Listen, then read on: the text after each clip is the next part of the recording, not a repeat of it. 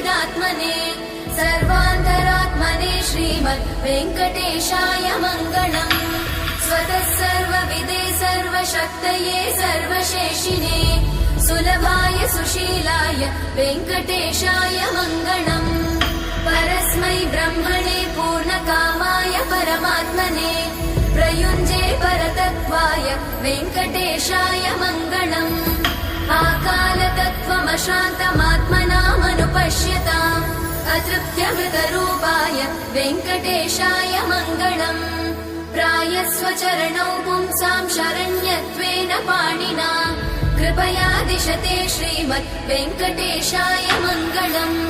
दयामृततरङ्गिण्यास्तरङ्गैरिव शीतलै अपाङ्गै सिञ्चते विश्वं वेङ्कटेशाय मङ्गलम्। स्रग्भूषां